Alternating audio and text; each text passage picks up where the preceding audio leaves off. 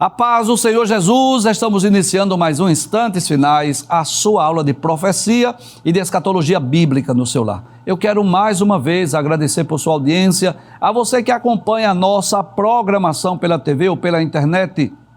Que Deus te abençoe, que as bênçãos do Senhor Jesus continuem sendo derramadas sobre a sua vida, sobre a sua família.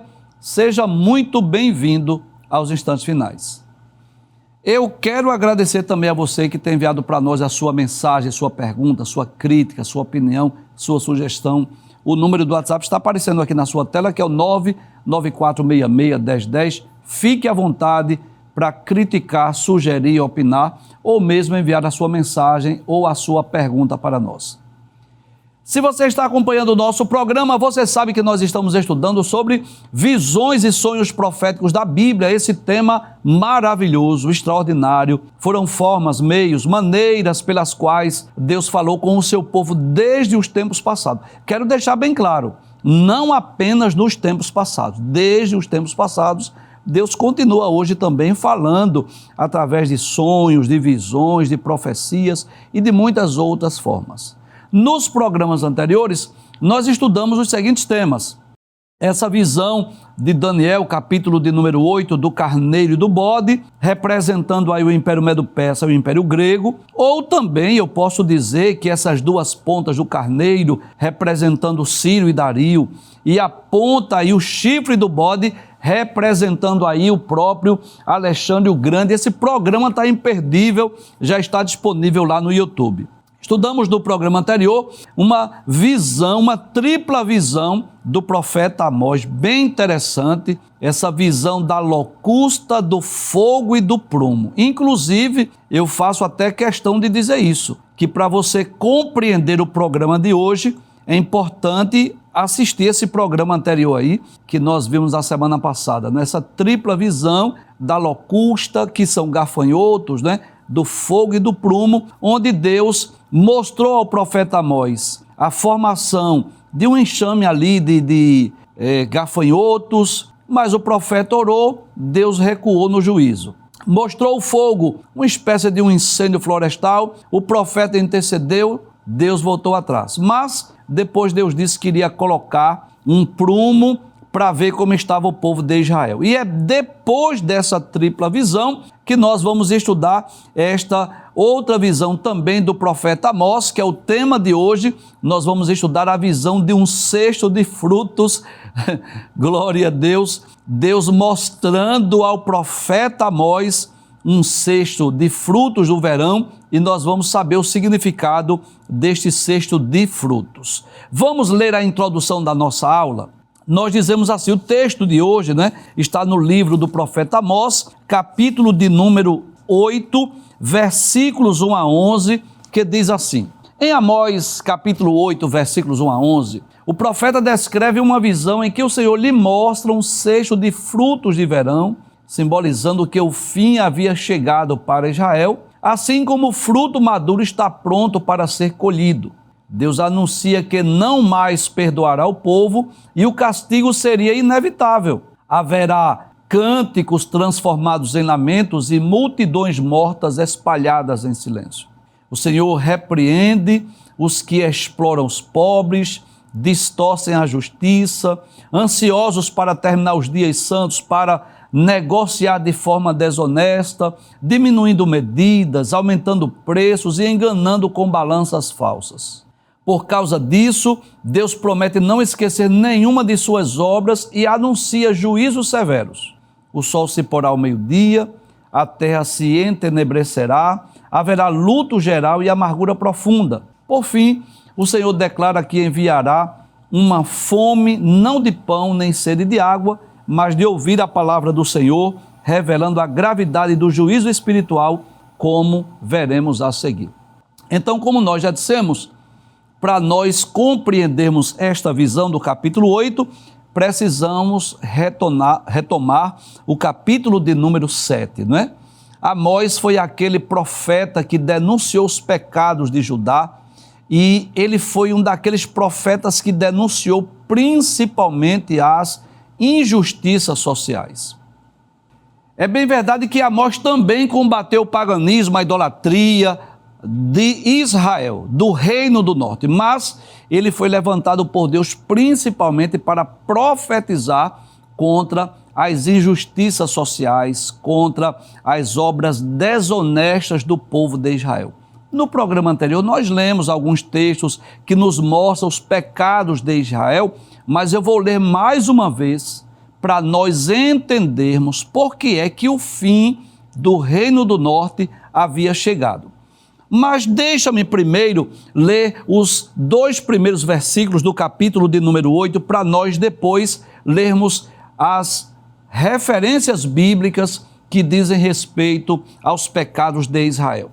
Observe o que diz capítulo 8, versículos 1 e 2. Diz assim: o Senhor Deus também me mostrou o seguinte, um cesto de frutos de verão, e perguntou: o que é que você está vendo, Amós? E eu respondi: um cesto de frutos de verão. Então o Senhor me disse: chegou o fim para o meu povo de Israel, não posso mais ignorar o que fazem. Então, para nós compreendermos esse texto, precisamos voltar e ler algumas referências para saber o que é que o povo estava fazendo, que Deus estava agora anunciando juízo, anunciando castigo. Por exemplo, no capítulo de número 2, eu vou ler na Nova Almeida Atualizada. Versículos 6 a 8 diz assim: assim diz o Senhor, os habitantes de Israel pecam sem parar. Então perceba, eles estavam agindo piores do que os gentios, que não tinham a lei de Deus. Não os deixarei sem castigo por mais tempo. Deus está dizendo assim, o juízo será inevitável. Deus, o que é que eles andam fazendo? Por que é que tu vai castigar o povo? Aí ele diz, porque vendem por prata o justo e por um par de sandálias o pobre. Então, injustiças sociais aqui, negociando seres humanos com coisas banais, como um par de sandália, por exemplo. Mas não só isso. Eles pisam os pobres e negam justiça às pessoas simples. Injustiças sociais nos tribunais. Os pobres não estavam se fazendo justiça com a causa dos pobres. O que mais? Além disso, pai e filho têm relações com a mesma sacerdotisa dos templos pagãos, manchando o meu santo nome. Em suas festas religiosas, eles se esparramam sobre roupas tomadas como um penhor, e em meu próprio templo, no próprio templo de Deus, oferecem sacrifícios de vinho recebido como multa. Mas não para por aí. No capítulo de número 2, versículo 11, diz assim, escolhi seus filhos para serem nazireus. Você sabe que o nazireu, como Sansão, era aquele jovem escolhido, dedicado a Deus, cujos cabelos não passavam navalha, que não podia beber vinho, lembra disso? O que era que eles estavam fazendo? Vocês são capazes de negar isso, Israel. Então, mas vocês fizeram os nazireus pecar, forçando-os a beber vinho. Já imaginou? Deus consagrou alguém, separou alguém para nazireu, e eles estavam forçando os nazireus a beberem vinho, aquilo que Deus havia proibido. E silenciaram meus profetas, dizendo, parem de falar, não profetizem. Ou seja, aqueles que eram profetas de Deus, estava sendo proibido de profetizar. Mas não para por aí. Capítulo 3, versículo 10 diz, o meu povo esqueceu o que significa o que é correto, diz o Senhor. Suas belas casas, olha, parece até que Amós está falando do Brasil, seja sincero. Parece até que está falando da nossa nação. Diz assim, suas belas casas estão cheias de riquezas obtidas com roubo e violência. Ou seja, roubava o povo, roubava os mais pobres e, ganhando dinheiro de forma ilícita, injusta, estavam construindo casas belíssimas. Então, é por essas razões que Deus estava anunciando o castigo. Observe capítulo 5, versículo 10, continua. E vocês que tanto odeiam os juízes honestos, já imaginou? Sabe quem eram os juízes que estavam sendo odiados em Israel? Os juízes que eram honestos e desprezam as pessoas que falam a verdade. Sabe quem era que estava sendo desprezado em Israel? Pessoas que falavam a verdade. Ou seja, eles estavam dando ênfase ali a quem era mentiroso, quem mentia nos tribunais. Vocês pisam pobre, roubam sua última migalha com todos os seus impostos e multas. Veja como esse texto é contemporâneo, com a ganância que tem, assim? Então os pobres injustiçados, sendo alvos ali de altas multas, de impostos, né? Já havia ali, vamos dizer assim, aquele impostômetro, alta carga tributária de impostos, os pobres pagando altíssimos impostos para que um grupo menor enriquecesse de forma ilícita. Por isso vocês jamais morarão nas belas casas que estão construindo. Deus disse, eu vou destruir essas casas de vocês. Deus disse assim, eu vou punir, eu vou castigar. Vocês estão gastando dinheiro com essas casas aí, não vai adiantar nada que eu vou destruir. E assim, nem beberão vinho das videiras verdejantes que estão plantando, porque os seus pecados são muitos. Como são grandes as suas transgressões. Vocês são inimigos de tudo que é bom. Vocês aceitam suborno. Olha que suborno não é coisa só dos nossos dias, desde os tempos bíblicos, né? Vocês se recusam a fazer justiça ao pobre nos tribunais. Então, diante de tantos pecados cometidos lá na nação de Israel, de forma mais específica, né? No reino do norte, chega um momento que vem o castigo, chega um momento que vem a punição. Aí nós vimos no capítulo anterior, né, que é o capítulo de número 7, que Deus mostra lá aqueles gafanhotos em formação. Aí o profeta intercede e Deus diz, tudo bem, eu não vou mandar a praga de gafanhotos. Aí Deus mostra assim um incêndio destruindo tudo, um incêndio florestal destruidor. Aí o profeta intercede, aí Deus disse assim, tudo bem, não vou mandar. Mas Deus disse assim, olha, eu vou agora colocar um prumo, tá certo? Que é aquele instrumento usado pelo pedreiro para saber se a parede, o muro está torto, não é assim? Aí quando Deus passa o muro, diz assim, olha, o juízo agora é inevitável. O que é que você está vendo, Amós? Eu estou vendo um cesto de frutos do verão. Pronto. Esse cesto de fruto de verão está anunciando o fim da nação de Israel. É claro, não toda a nação, mas do reino do norte. Deixa eu ler mais uma vez, capítulo 8, versículo de número 2. Diz assim, eu respondi, perguntou o Senhor, o que é que você está vendo, Amós? Eu respondi, um cesto de fruto de verão. Então o Senhor me disse, chegou o fim para o meu povo de Israel, não posso mais ignorar o que faz. É como se Deus dissesse assim, chegou o tempo do juízo, chegou o tempo do castigo. Qual era a missão do profeta? Me ajude aí, vamos relembrar? Primeiro, denunciar pecados. Segundo, chamar o povo ao arrependimento. Terceiro, anunciar castigo caso o povo não se arrependesse. E quarto, também falar de restauração. Então nós vamos perceber que nesse momento Deus se utiliza de Amós para quê? Para denunciar os pecados e para anunciar o castigo. Volte o texto, por favor, capítulo 8, versículo 3.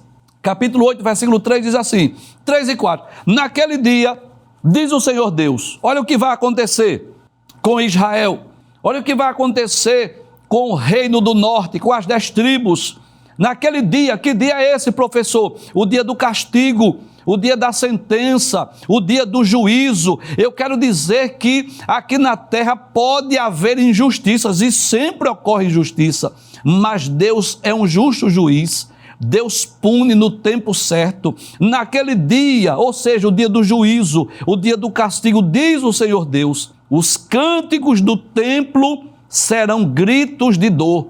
Esses cânticos que se ouvem no templo serão gritos de dor. Muitos cadáveres jogados por toda parte. Silêncio. Ouçam isso, vocês que pisam os necessitados e destroem os miseráveis da terra. Sabe o que Deus está dizendo? Que Deus vai punir, que Deus vai castigar aquele povo que tinha a lei, Sim, porque se esses pecados tivessem sido cometidos por nações estrangeiras, por nações que não tinham a lei de Deus, por nações que não conheciam o Deus de Israel, era até justificável, era até compreensível, mas estava sendo cometido por quem? Pelo povo de Israel, a quem Deus deu a lei, a quem Deus deu os profetas, a quem Deus chamou nazireus. Lembra disso que nós lemos esses textos? Ou seja, pessoas que tinham conhecimento da lei de Deus. E o que é que esse texto nos chama a atenção? É que mesmo que na terra esteja ocorrendo injustiças sociais, opressão aos pobres, aos menos favorecidos, altas cargas tributárias, injustiças, impostos altíssimos, para que alguns enriqueçam às custas de muitos, há um julgamento, há um juiz no céu que está contemplando todas as coisas. Observe o que diz o versículo de número 5. Olha o que eles diziam. O pecado de Israel estava tão grave, tão grande, tão enorme, que eles estavam desejosos que passasse o dia feriado, que passasse o dia da lua nova, do sábado. Para quê? Por que é que vocês querem que passe logo essa festa da lua nova? Aí diz o texto, para vendermos os cereais. E o sábado, para quê? Para abrirmos os celeiros de trigo, diminuindo a quantidade, aumentando o peso e enganando com balanças desonestas. O pecado estava tão grave, tão alto, num nível tão avançado, que até mesmo as luas novas, os dias de sábado, para eles era ruim, porque eles não trabalhavam no sábado. Ele queria que essas festas passassem logo, passassem rápido. Para quê? Que chegue logo o dia seguinte. Mas não era com desejo de trabalhar, era com desejo de roubar. Diminuía um pouco da quantidade de cereais aqui, aumentava o peso ali, balanças enganosas. Para quê? Para enganar, para explorar, para enriquecer de forma ilícita, de forma desonesta. E você sabe disso, que Deus não proíbe a riqueza. Você sabe, eu sempre cito esse exemplo aqui, que é o exemplo de Salomão, que Salomão no início do seu reinado, ele pediu o que a Deus? Um coração sábio, ele pediu sabedoria, prudência, discernimento, para entrar e sair do meio do povo de Judá, de Israel. E Deus se agradou daquela oração. Deus não deu apenas sabedoria, inteligência, discernimento, prudência. Deus deu riqueza e honra. A Bíblia registra diversas pessoas que eram ricas. Jó era o maior homem do Oriente. E depois da sua aprovação, Deus deu ainda em dobro tudo o que ele tinha. Abraão era um homem muito rico. E muitos outros exemplos, José de Arimateia. Deus não condena a riqueza. Agora, existem dois grandes perigos da riqueza. O primeiro é a avareza. É a pessoa colocar o seu coração no dinheiro. É a pessoa ser avarenta. É a pessoa fazer do dinheiro o seu Deus. Esse é um grande perigo da riqueza. E o outro perigo é quando essa riqueza ela é obtida, ela é adquirida de forma ilícita, de forma desonesta, de forma injusta. Então, o que estava ocorrendo em Israel? Exploração aos pobres e muitos atos injustos e desonestos. Balanças injustas, alta carga tributária, impostos altíssimos, exploração aos pobres. Enquanto muitos estavam enriquecendo de forma ilícita, estava um grupo grande de pobres sendo explorados, sendo injustiçados, tanto no dia a dia, no comércio, quanto nos tribunais. Então, a avareza, perceba, essa busca desenfreada pelo dinheiro, o amor do dinheiro, que Paulo disse que é a raiz de toda espécie de males, estava fazendo com que as pessoas desejassem. Olha, para que Deus estabeleceu o sábado? Para que aquele dia para o povo de Israel, para o povo judeu, fosse um dia de descanso, fosse um dia de adoração, o dia de ir ao templo, o dia de ouvir a palavra de Deus, dedicar aquele dia ao Senhor. O Senhor disse, nem trabalhe nesse dia, Mas eles estavam desejando, tomara que passe logo esse dia. Mas por quê? É porque você quer trabalhar? Não, eu quero explorar os pobres. Eu quero vender, mas eu vou vender de forma ilícita, desonesta, diminuindo a quantidade do trigo, aumentando o peso. Para quê? Para eu ficar mais rico, para eu ganhar mais dinheiro. E Deus tem um tempo para agir. Deus estava anunciando, através daquela visão, que viria o castigo. Olha o desejo deles aí, para comprarmos os pobres por dinheiro e os necessitados por um par de sandálias e vendermos o refúgio do trigo. Então, os pobres estavam sendo vendidos por quê? Preço de uma sandália. Aí vem a decisão divina, o juízo, o julgamento. O Senhor jurou pela glória de Jacó, dizendo: nunca me esquecerei de nenhuma das suas obras. Todos os homens prestarão conta de suas obras. Nós veremos, no dia do juízo final, aqueles que estão na posição hoje de juiz, de julgar, que julgam injustamente, que cometem injustiça nos tribunais. Eles um dia serão julgados pelo justo juiz. E lá, diante do juízo final, aquele que aqui, muitas vezes, é esse juiz desonesto e injusto, e com muito respeito aos magistrados, porque eu sei que existem pessoas de bem, que são justas, que são honestas, eu não estou generalizando. Existem pessoas que estudaram, ocuparam a função, glória a Deus por isso, e estão se esforçando, fazendo o possível para agir com justiça nos tribunais, e eu louvo a Deus pela vida destes. Mas aqueles que cometem injustiças, que recebem suborno, que exploram os pobres, que em busca de enriquecimento ilícito cometem injustiça de todas as formas, um dia haverá uma troca de lugar. Esses que são juízes desonestos e injustos, um dia estarão sentados no banco do réu. E quem estará julgando é o justo juiz, que conhece todas as coisas, que é onisciente, que não tem como mentir ou tentar enganá-lo, nem trazer falsos documentos.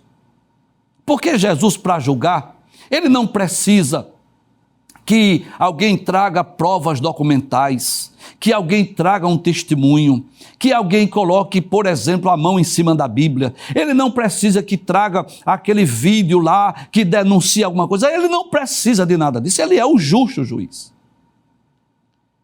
No grande trono branco, e é claro que, permita-me lembrar, tá? O texto de Amós, capítulo 8, versículo 1 a 11, não está falando de juízo final.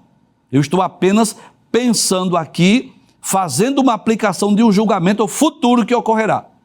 No juízo final, não tem como subornar, não tem como ligar para o juiz, oferecendo presente, saber qual é o carro que ele gosta, qual é a cor do veículo que ele gostaria, ou perguntar onde é que pode entregar uma mala de dinheiro. Não, não tem como, porque ele não recebe suborno. Também não tem como mandar representante dizer assim: olha, eu não vou poder ir não, mas eu vou... Não tem. No juízo final, quem tem que ir é cada cidadão mesmo. E se morrer, vai ressuscitar para prestar conta. A verdade é essa.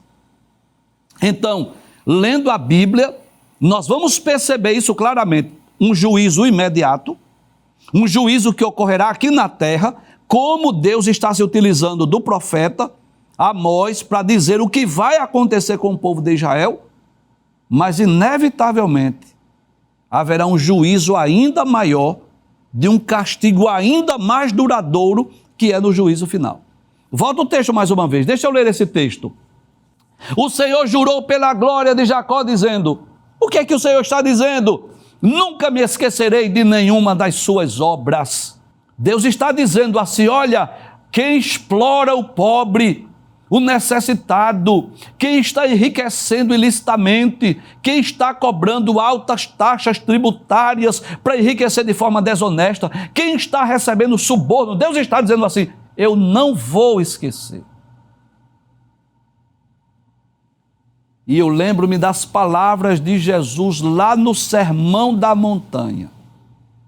Jesus disse: bem-aventurados, felizes são aqueles que têm fome e sede de justiça, porque eles serão fartos. Não é assim? Então, sabe, esse desejo, esse sentimento de justiça que estava no coração de Amós e está no coração de cada crente, cada servo de Deus. Não é assim?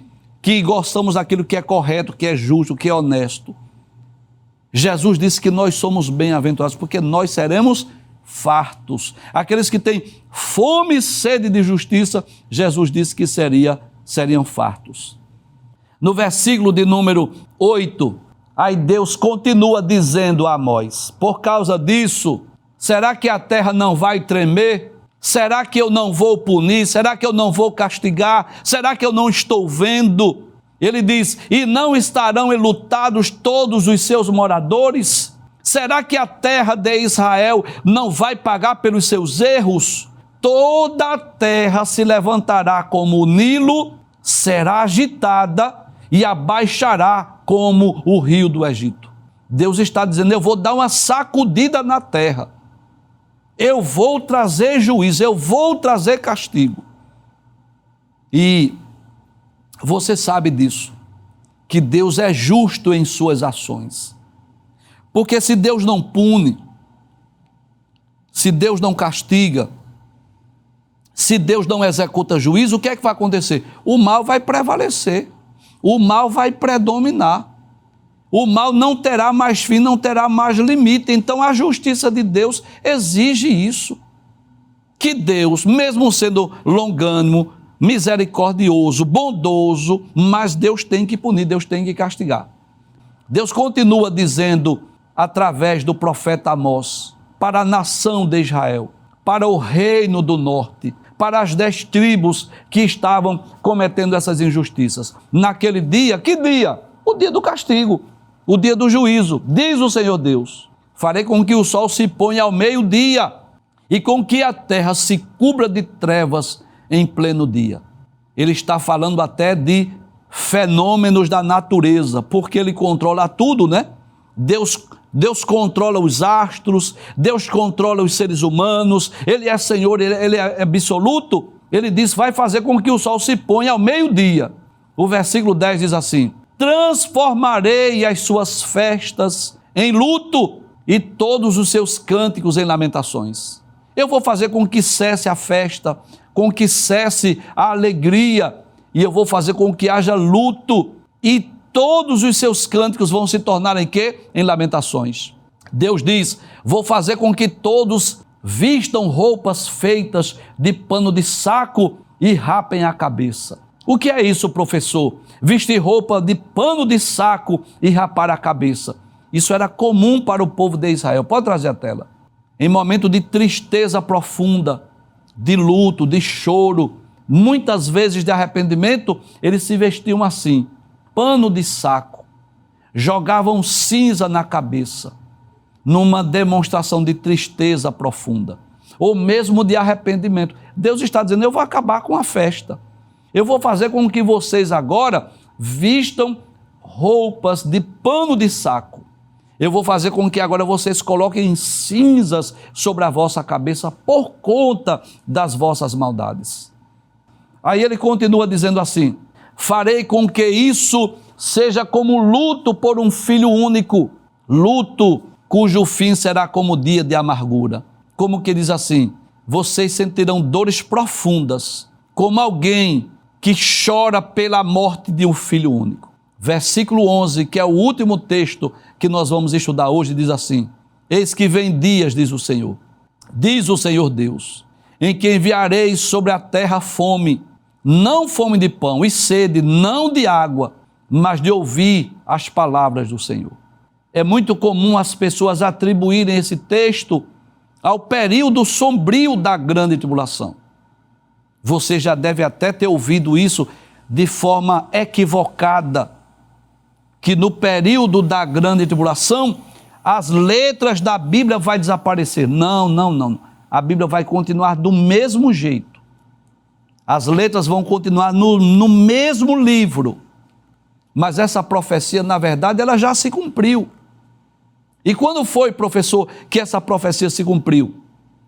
Em 722 antes de Cristo, quando Deus permitiu que o rei da Síria levasse o reino do norte, a nação de Israel, para outras terras, e trouxe pessoas de outras nações para habitar nas terras de Samaria. E agora o povo de Israel, que desprezavam seus profetas, que davam vinho aos nazireus, agora teriam fome, teriam sede, mas não fome de pão, não sede de água, mas de ouvir a palavra do Senhor. Aqueles que rejeitaram os profetas de Deus, agora desejariam, e eu posso dizer também, desejaram naquele período ouvir uma palavra de Deus, mas os profetas já não estavam. E isso vai ocorrer no futuro. Hoje as pessoas desprezam os cristãos, desprezam os evangélicos, ficam até chateados conosco quando nós estamos pregando em praça pública, ficam até revoltados com os crentes, porque eles não estão, porque vocês não vão para a igreja de vocês, gritar na igreja de vocês. Mas um dia esse povo vai desaparecer, e as pessoas sentirão falta, sentirão fome, sentirão sede, quando a igreja for arrebatada. E quais são as lições que nós podemos extrair desse texto? Eu gostaria de mencionar aqui, ao menos, 4 lições que eu posso extrair desse texto de Amós capítulo 8, versículos 1 a 11. A primeira é que o cesto de frutas maduras, ou de frutos maduros, frutos do verão, representa que o povo de Israel, o reino do norte, havia chegado ao ponto final. Seus pecados haviam amadurecido, o tempo da misericórdia estava esgotando.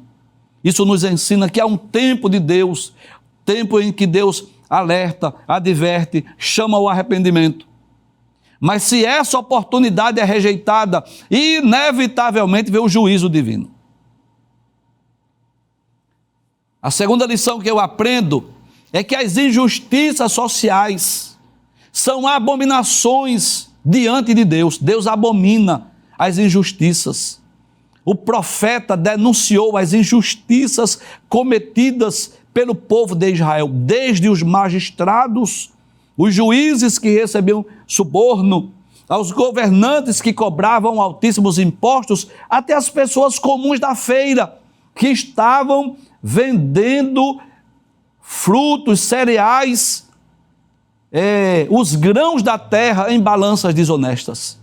E Deus se utiliza de Amós para combater as injustiças sociais. Deus abomina aquilo que é injusto, aquilo que é desonesto, aquilo que é ilícito, toda e qualquer ação ilícita, desonesta, todo e qualquer enriquecimento ilícito, Deus abomina, Deus detesta, Deus odeia, Deus repreende através dos profetas. Em terceiro lugar, é que Deus não esquece dos pecados de Israel. Por isso ele diz, eu vou transformar as festas em luto, alegria em pranto, o sol vai se tornar em trevas. Isso nos ensina que tudo pode mudar quando Deus decide agir. Aquilo que pode até parecer uma instabilidade humana, pode desmoronar de um dia para o outro. Por isso, nós devemos viver sempre de acordo com os princípios estabelecidos na palavra de Deus. E é claro que esse julgamento, essa sentença, essa mensagem foi para um povo específico, o povo de Israel, dos dias de Amós. Eu sei, mas existem princípios aí que são universais. E o texto, como nós já vimos, encerra a quarta lição. É que aqueles profetas que o povo desprezava, rejeitava, menosprezava, Deus disse, haverá um dia que vocês irão sentir saudade deles. Haverá um dia que vocês irão sentir fome, mas não é fome de pão. Vocês vão sentir sede, mas não é sede de água, mas de ouvir a palavra de Deus.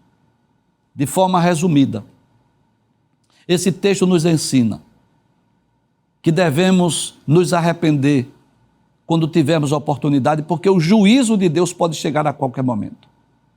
Nos ensina a viver a fé de forma prática, cuidando do próximo, sendo justo, sendo honesto nas nossas relações comerciais. E, acima de tudo, valorizar a palavra de Deus, porque haverá tempo em que ela será muito rara, ela será muito escassa. Quero concluir o programa deixando bem claro, essa mensagem foi para os contemporâneos de Amós, foi para os filhos de Israel do Reino do Norte, mas existem princípios universais que Deus quer falar com todas as gerações, em todas as épocas.